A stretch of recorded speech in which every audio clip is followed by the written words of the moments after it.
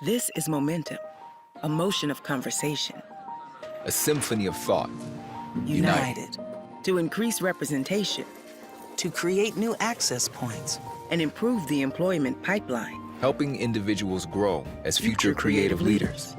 That means making room, Amplifying voices, empowering perspectives, fostering connections, And creating spaces for thought leaders to come together. helping make every space an inclusive space. Building upon ideas forming partnerships, and focusing on sustainability Instead of reinventing the wheel, now, tomorrow, and in the future. there is always work to be done. But we know we are stronger together. Get involved, inspire others. and take action. Time to break, reinvent, impact, change. Join us in transforming the industry brick by brick at brickfoundation.org. Hello and welcome to the 2022 BRIC Summit Impact Through Authenticity panel. My name is Juliana Iturralde and I'm one of the producers for the summit this year. Thank you so much for attending. We're so excited for you to not only hear our panelists, but to also have you share your thoughts with us in our Discord channel and in our breakout rooms at the end of this panel. Without further ado, I would love to present the moderator for this panel, Larry LeBeau. Larry is the co-founder and executive director of New Filmmakers Los Angeles, an organization committed to highlighting and connecting emerging filmmakers and storytellers worldwide.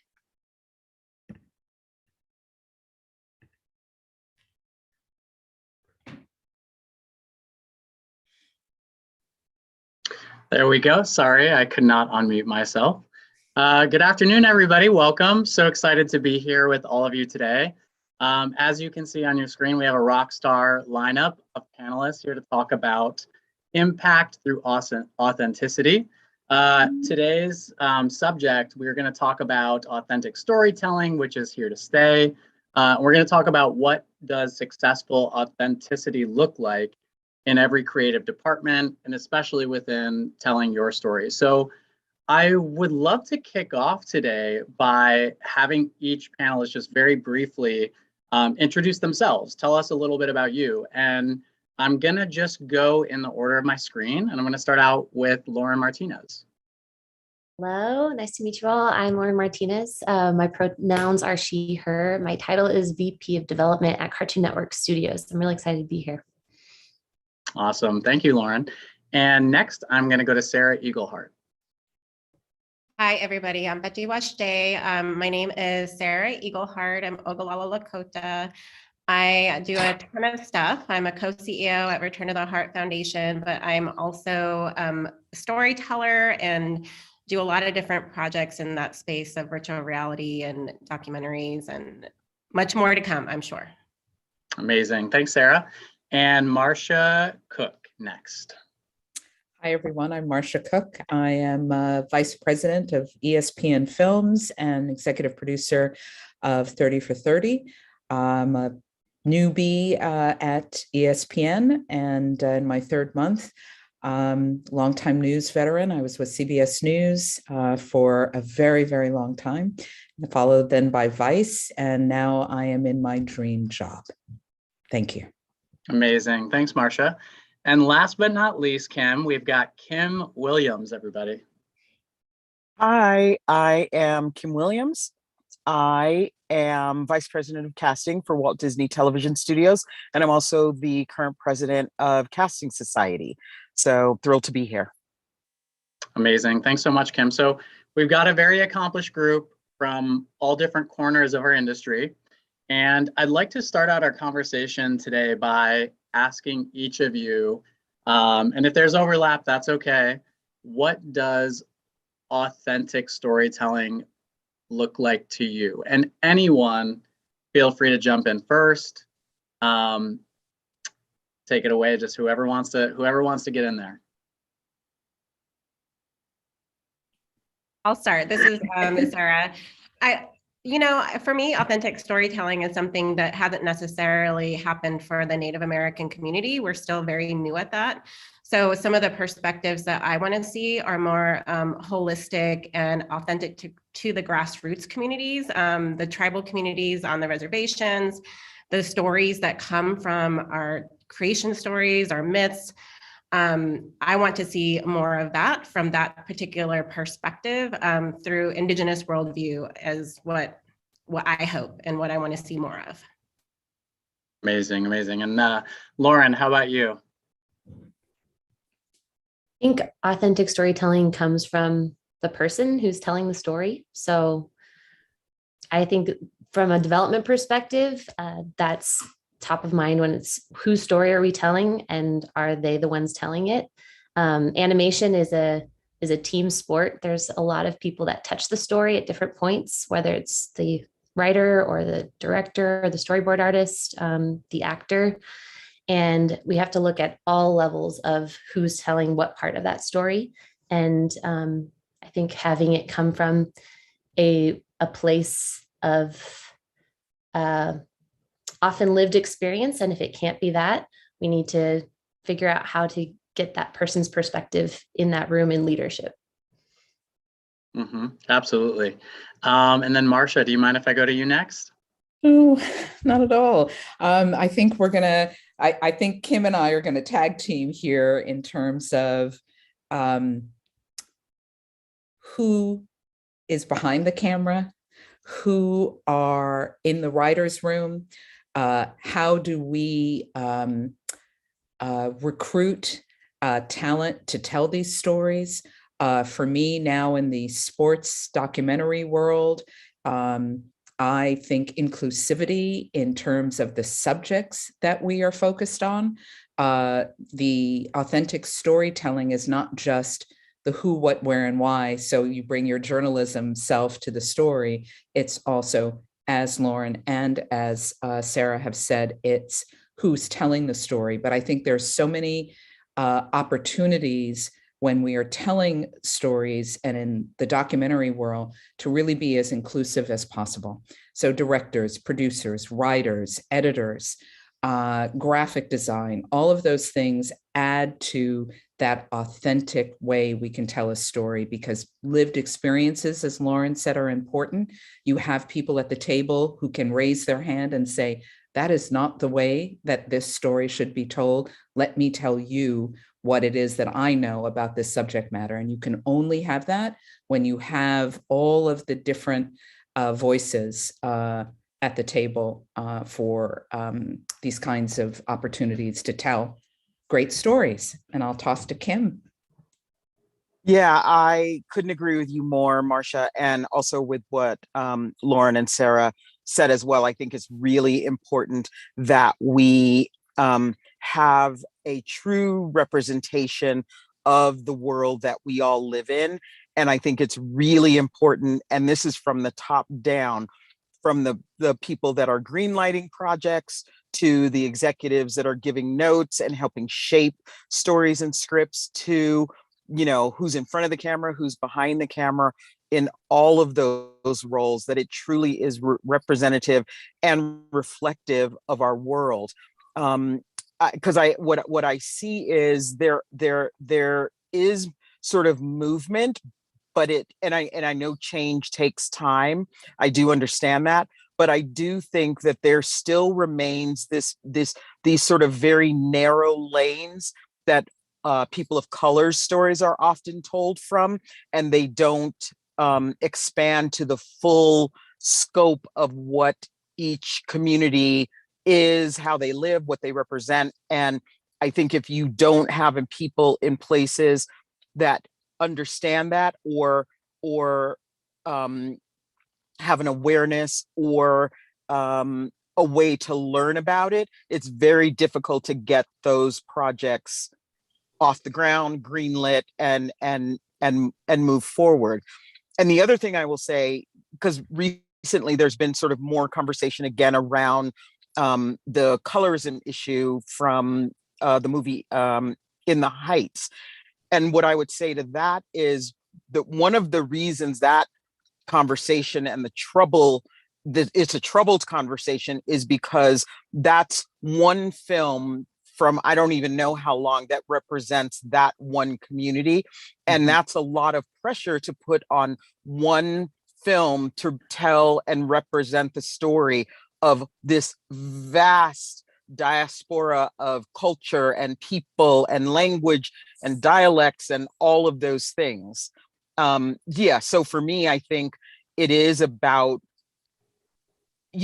adding seats to the table across the board so that we can be more reflective of the true world that we all live in. Absolutely, 100%. Well, thank you guys. So this is a great start in terms of kind of understanding and dissecting what authentic storytelling might look like or what that means to you.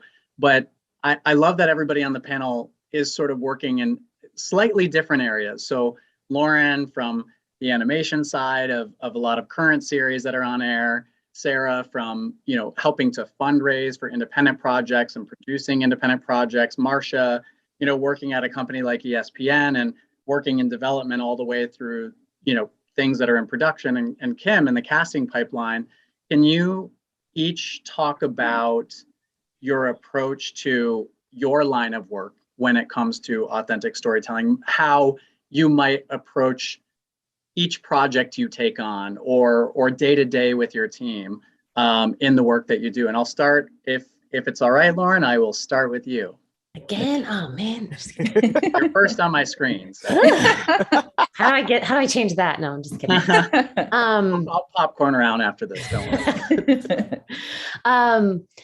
Yeah, I think development is in many ways the tip of the spear when it comes to what ends up on screen. So it's the blue sky phase. So a lot of it comes from what pitches am I hearing week to week? How are those people getting in the door in the first place? How am I able to get those pitches, right? I think that I have seen a shift to Kim's point. I have seen a shift positively over the last couple of years. I think we can do a lot better. And I think it's incumbent on people like me and people who are above me to help make those inroads for stories that are often not told, to make it all the way through the landmine that is development to a green light, right? That is what my job is. So finding those storytellers and giving them opportunities. I think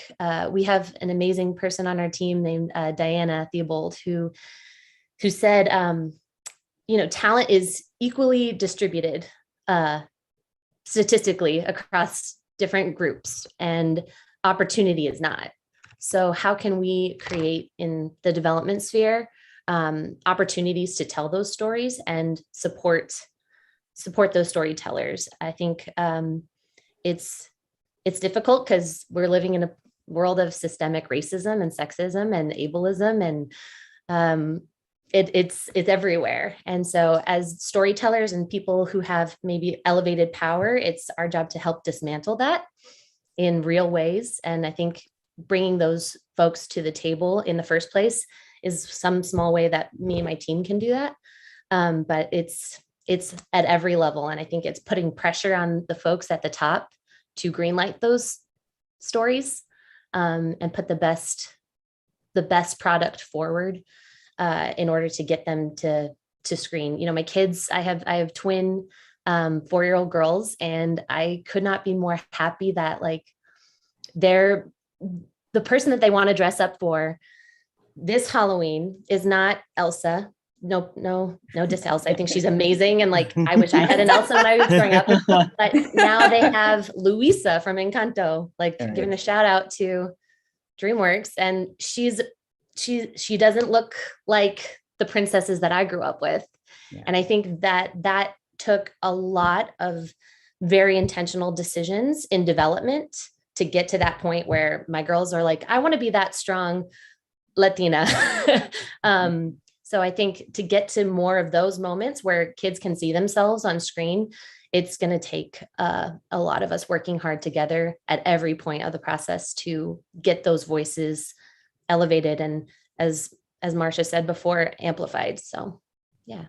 Amazing. Absolutely true. And then I'm going to pivot to Kim, since we talked about on-screen Lauren. Kim, sort of how do you approach your work in this space in casting?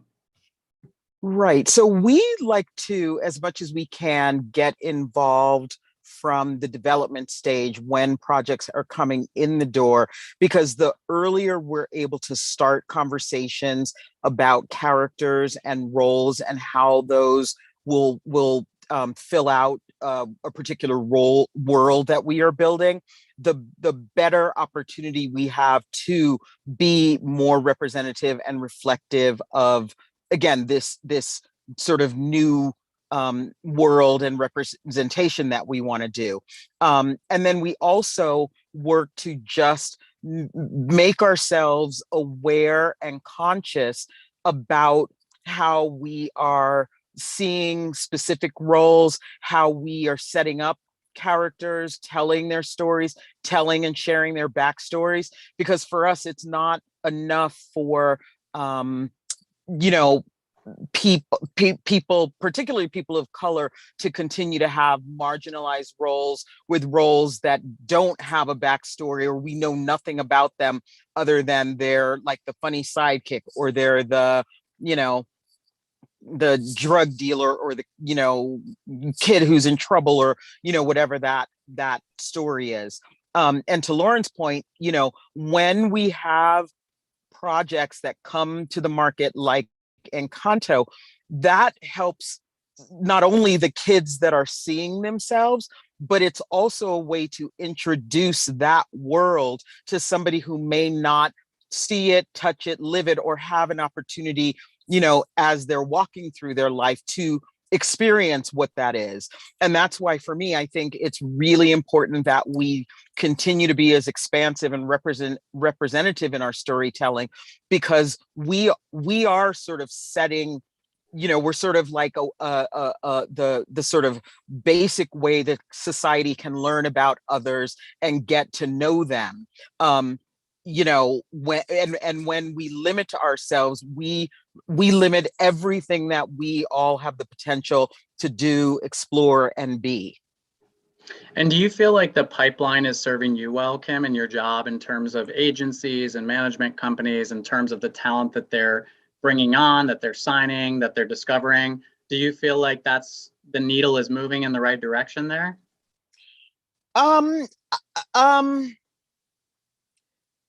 Yeah, I'm not sure I know the answer to that for sure. What I do know is that I how do I want to say it?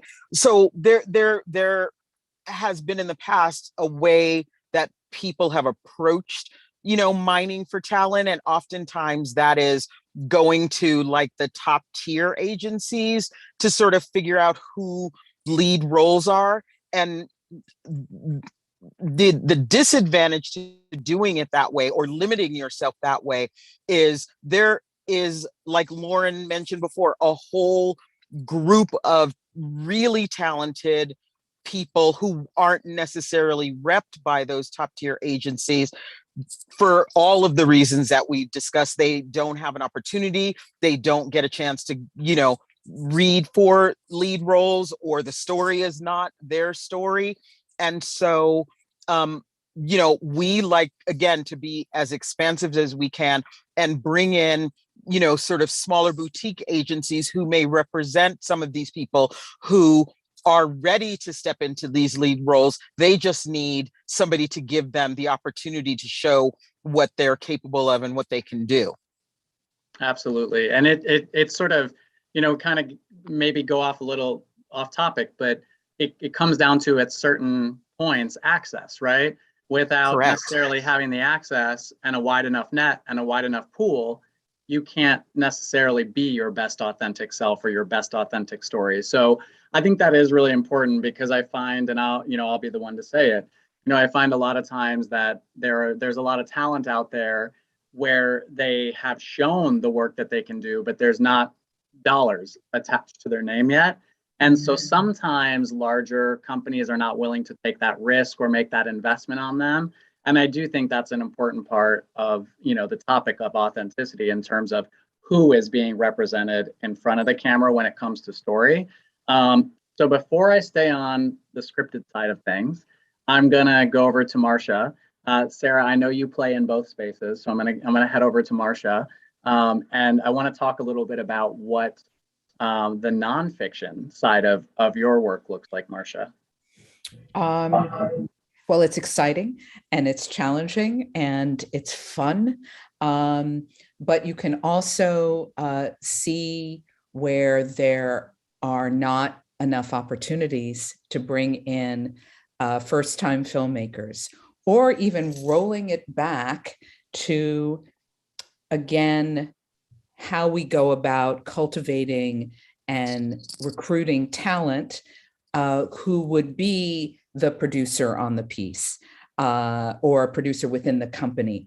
So for me, if it's simply this, how do I live my day in this new wonderful role that I have? It's about opportunity, it's about listening, it's about letting go of the penchant that I think we've all talked about to go with, and I'm not saying that we do this, but, oh, this person has 10 films or they have X amount of awards. How about this writer who has never directed before, but understands the subject matter because he is a X, that he understands this subject matter, and saying, you know what, I am going to give this first-time director an opportunity to do this because he comes to, or she or they come to the table with all of that stuff that's going to make that film that much richer. And I have to say, I get high when I'm in a room with talented people who can tell me about why their perspective is an important one to help understand this story about this athlete or what have you. So for me, it's about opportunity. It's not just me being a Black woman in an executive position and remembering that Shirley Chisholm quote of, if you don't have a chair,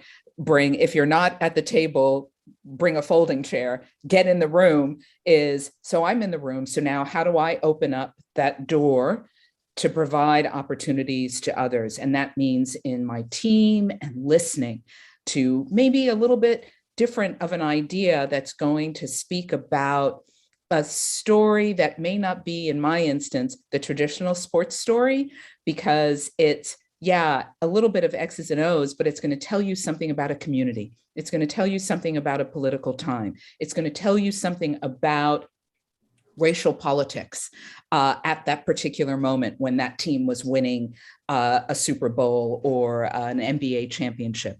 So I think it's all about, as we've all said here, opportunity and providing that space to hear people who have great ideas and don't have that traditional street cred, but we open the door and that then creates like this wonderful flow of getting new ideas and fresh perspectives to tell, again, the theme of our conversation, those authentic stories. Sarah, take it away.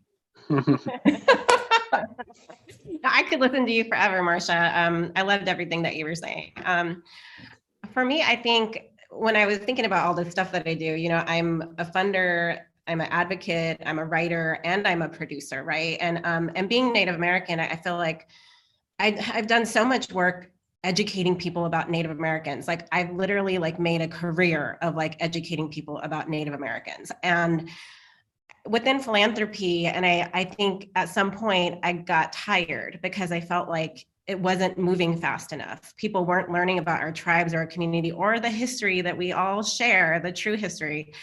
It was just taking too long. And because I started out wanting to be a journalist back when I was 16, I sort of went full circle and came back to storytelling and thought, okay, if I can get these stories out there in mainstream media and actually shift culture that way, then that's what I want to do. And so the authentic storytelling for me is really about finding those partners that are willing to take chances for sure, but also are willing to take the time, quite honestly, because every group that I've worked with, there's usually a big learning curve because they don't know much about Native Americans. So we have to do that educational piece. And so for example, I worked with Baobab Studios In 2018 and 2019, we won a Daytime Emmy for a virtual reality project called Crow the Legend.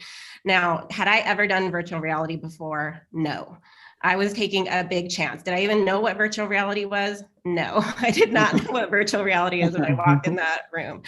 But I had a really great relationship with John Legend's manager, and he was working with Baobab, and Baobab was an Asian led team that wanted to tell a Native American story, and they wanted to do it right. And so they were willing to go above and beyond to get the credible talent in and to work with them. And then it led to an Emmy, which, you know, sort of like landed me like squarely into the space, right? And so I'm also working on a documentary right now, Lakota Nation versus the United States, which is about the fight over the Black Hills.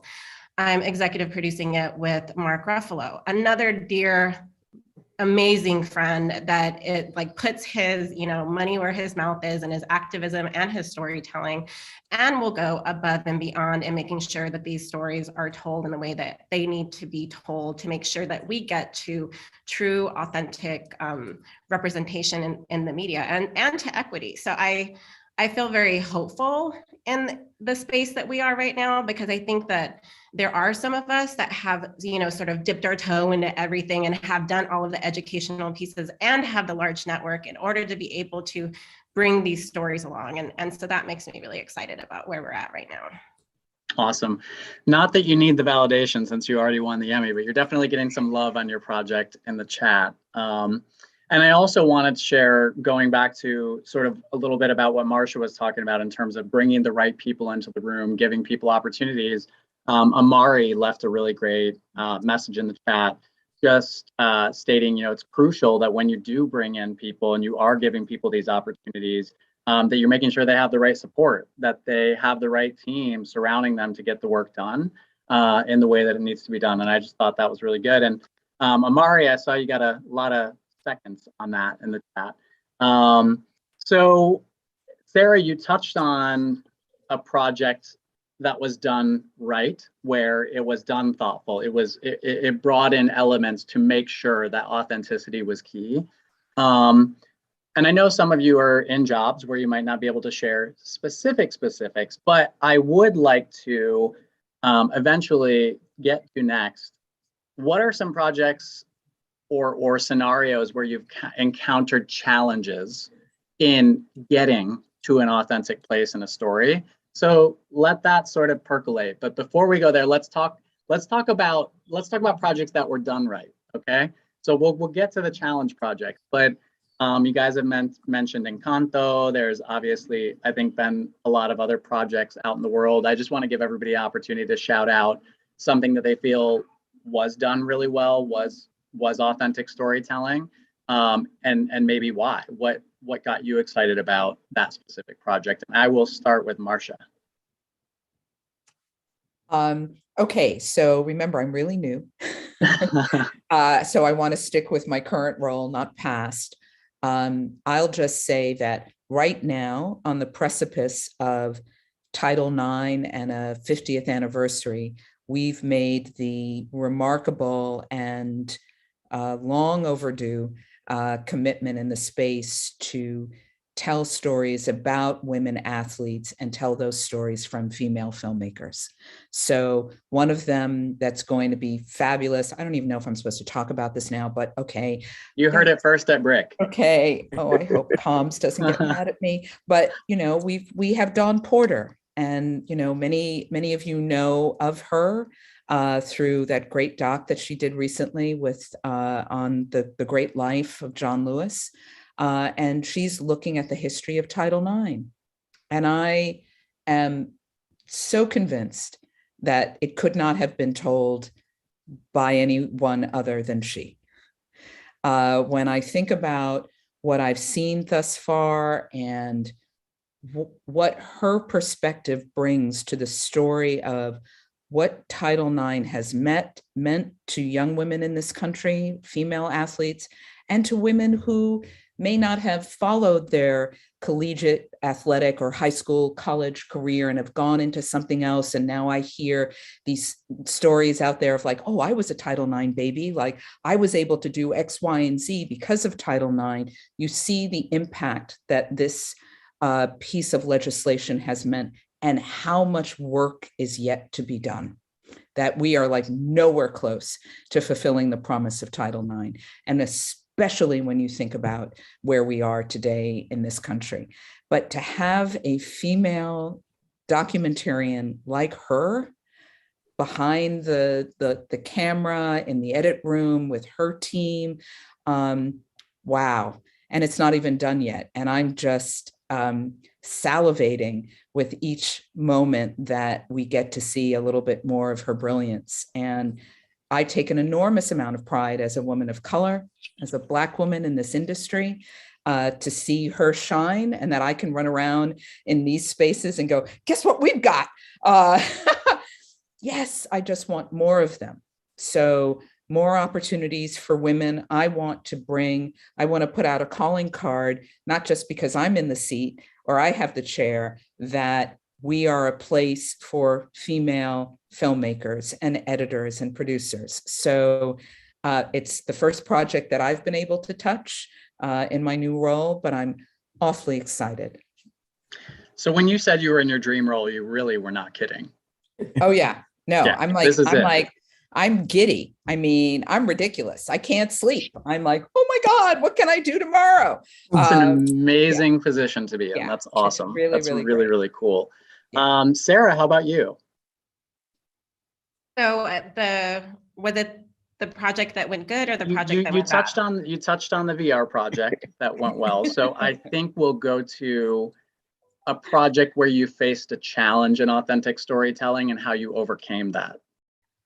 Well, I mean, I try not to get myself into that situation, right? But I would say there two things. I would say working with people that come into the space as absolutes, and and a lot of times it's I think the storytelling world is really most of it has revolved around the white male telling the story. And so I hear people saying like, not taking the community's advice, right? The community says that guy should not be in that documentary because he is not a good representative and, for various reasons. And somebody's like, no, they have to be, they need to be in there.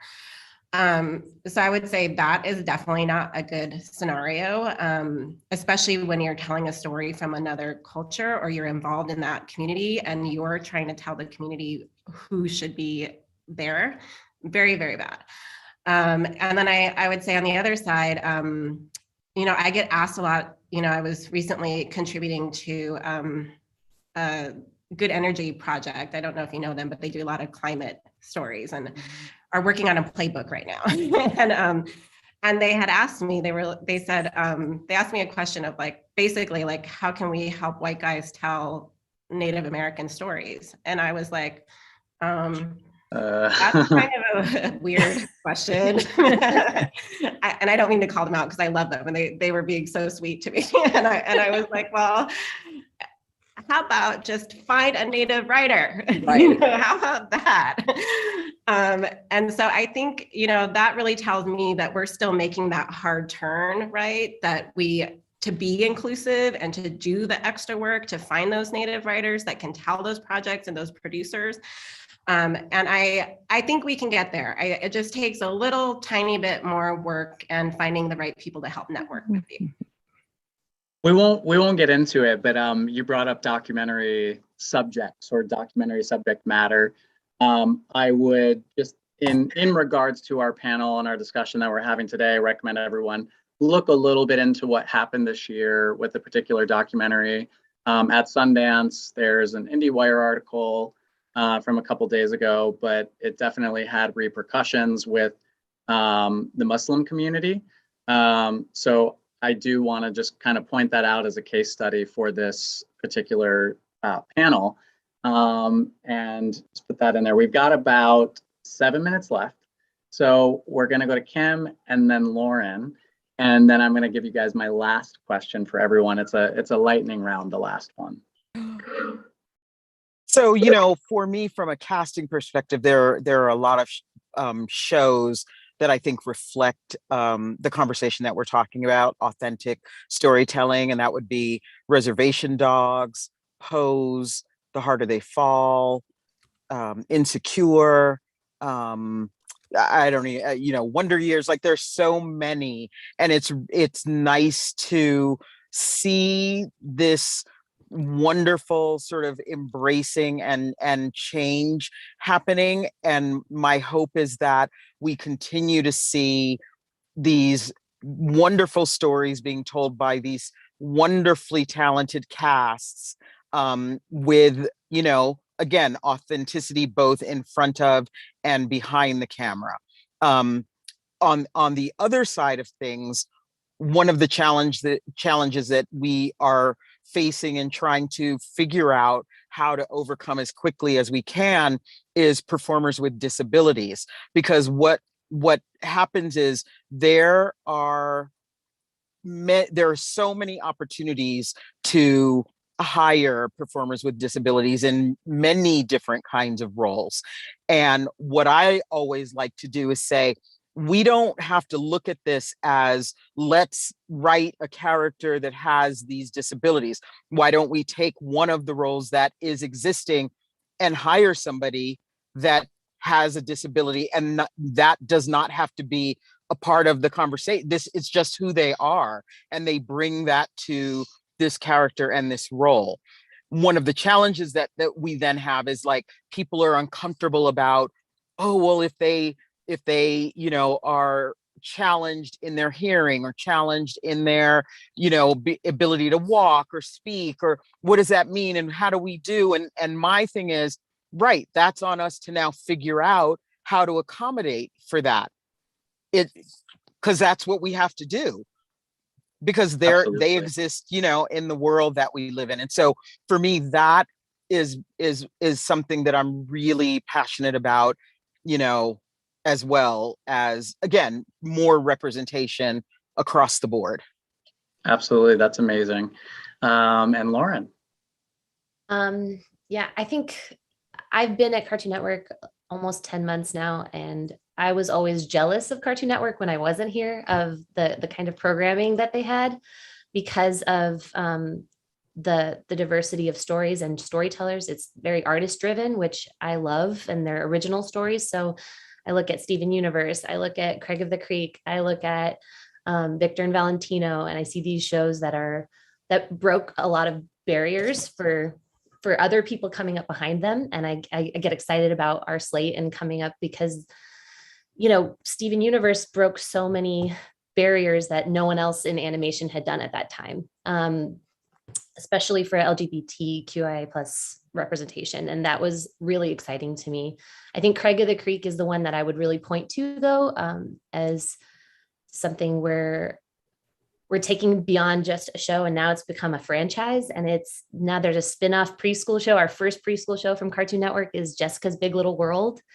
And, you know, Tiffany Ford is getting to show, like, what it's like to be a little Black girl in animation from her perspective. And I think that is really exciting to me, because I think, you know, to Sarah's point, there have been traditionally mostly white males telling young girls' story and other people of color, and they're brought in to help supplement. And I think, if anything, it should be the other way around, just as a starting point. But eventually people are just able to tell the stories from their perspectives. And I think we've got a long way to go, but I'm very optimistic that because of shows like Craig of the Creek, that there's going to be more of that to come.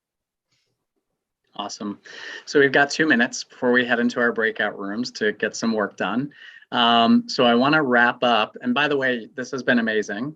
Round of applause, you guys. Incredible so far. I want to wrap up with a lightning round. What is the cost of inauthentic storytelling?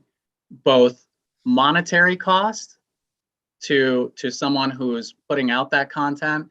And what is the cost to our audiences? What do our audiences lose from inauthentic storytelling? If anyone wants to lightning that to start, feel free to jump right in.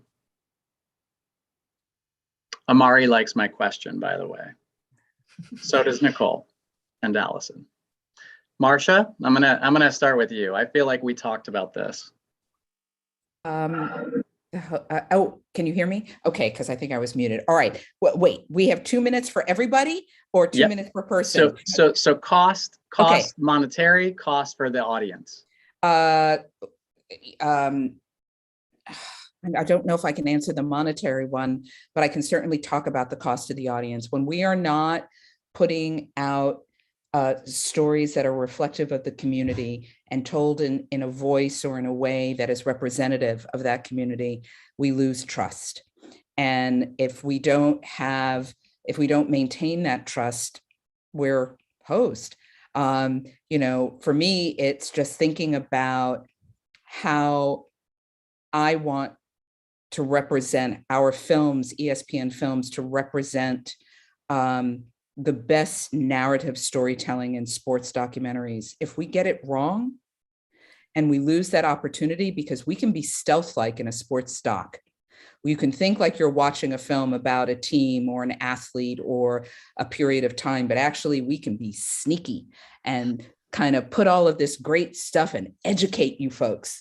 And if we don't get that right, then the opportunities that we have as filmmakers to continue to do these stories that are multi-layered, so that you come in thinking it's a story about the New York Mets, but it's actually a story about bad behavior in the 1990s and what havoc was wreaked during that period.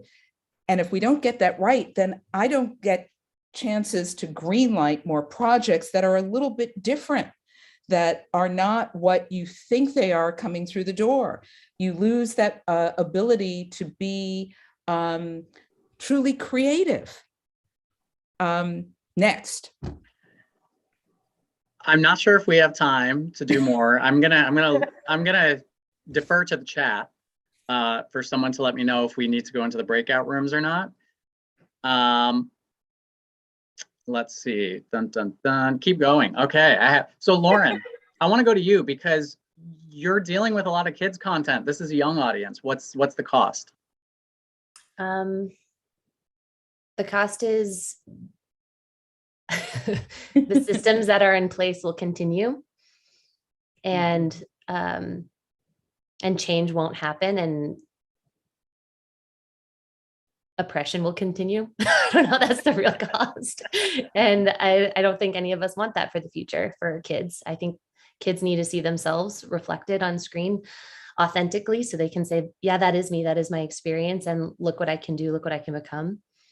I think the cost is very high on just a very global and spiritual level.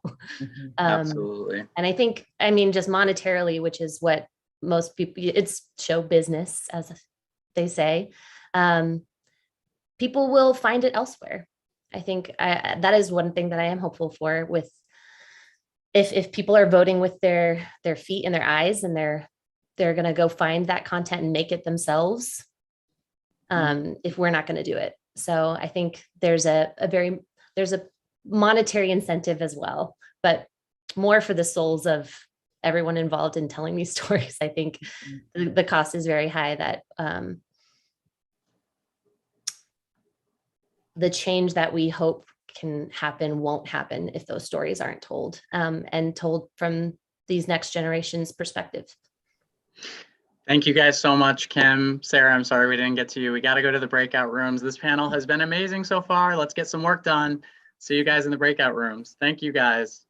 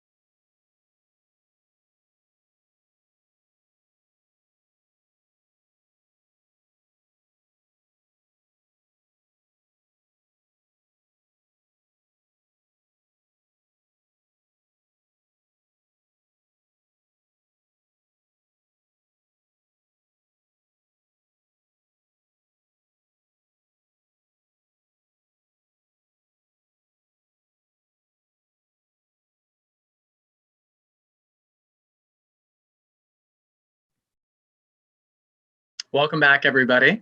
I hope you all had an amazing session. I'm not sure what happens next, but I'm sure somebody will drop in the chat what is happening next. Hi, how are you? First of all, that panel, y'all were just so good, like just secretly crying back here a little bit. But in terms of the sessions that we just had, I guess, does anybody want to share? Larry, please moderate our discussions and our feelings. Anybody that had any ideas around these solutions? Yes, I'm gonna start with someone who was in my breakout room. And I'm gonna, it's really hard to see everybody. Let me click participants. Who from my breakout room wants to jump in? Just virtually raise your hand. Anybody? Going once, going twice. Oh, Naveed. Hi. Okay, so hi. So basically a few things. I'll just mention the ones that I had mentioned, and then the others could jump in if they want to. Basically, I'm from Trinidad and Tobago, so we actually are on a push now, pushing our culture forward through storytelling, especially through folklore.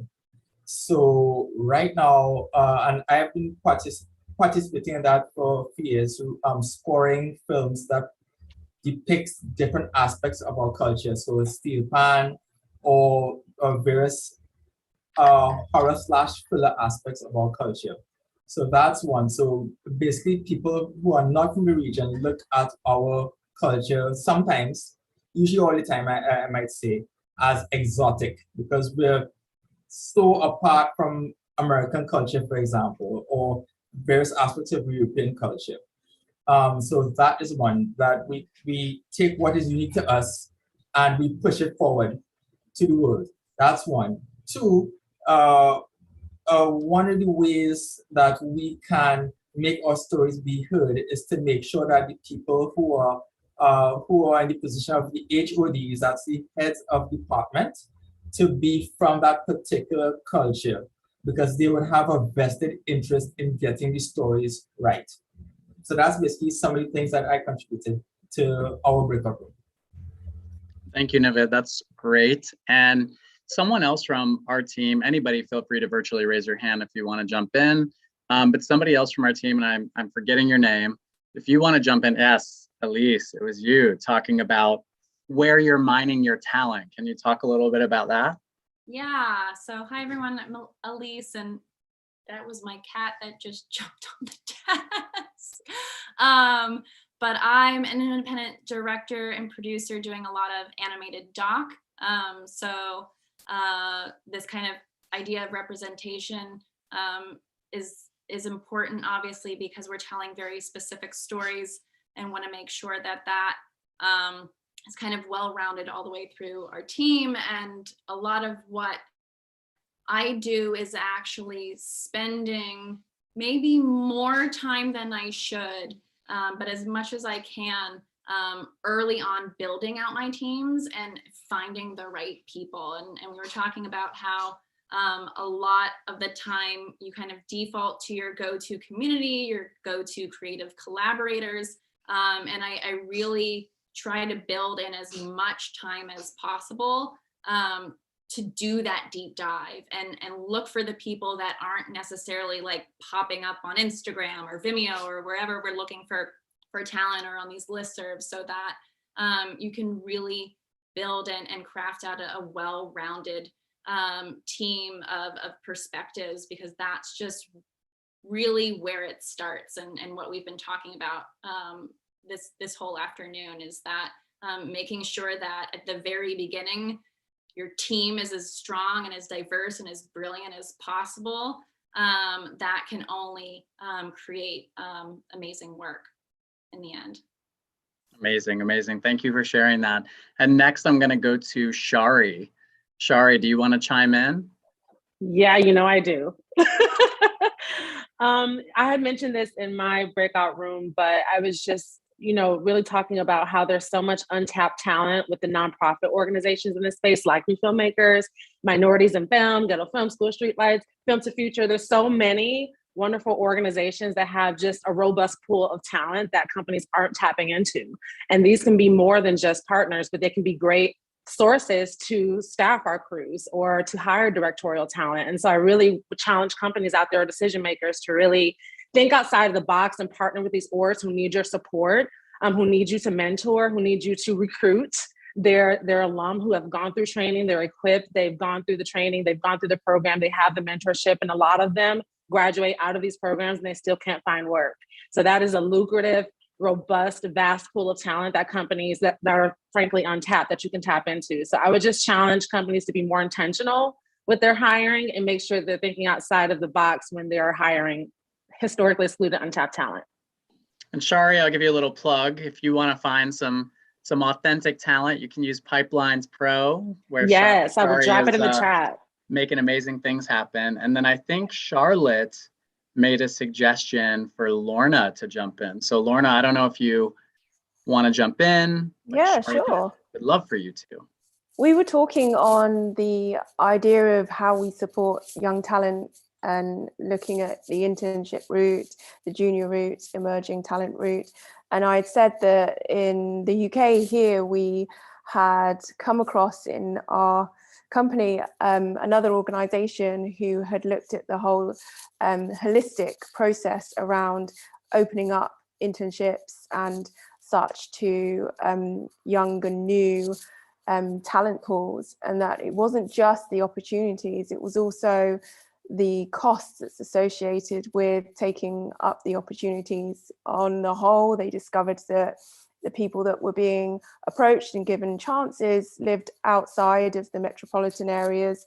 So there were costs that they were facing coming into the areas where the opportunities were. There's also just costs of, nourishing yourself during an internship. It's very expensive in a metropolis, as we all know. I'm in London, so it's very expensive, and I'm sure others in other cities know how expensive it is to just pop out for lunch. So I was just sharing that there needs to be a broader sense of looking at these opportunities beyond just the chance to come through. It's also where else are there costs being incurred by people to deter them, or just wilt them out because they can't afford it. Absolutely. It's a lot easier to pursue your passion when you don't have to worry about paying the bills. So that being said,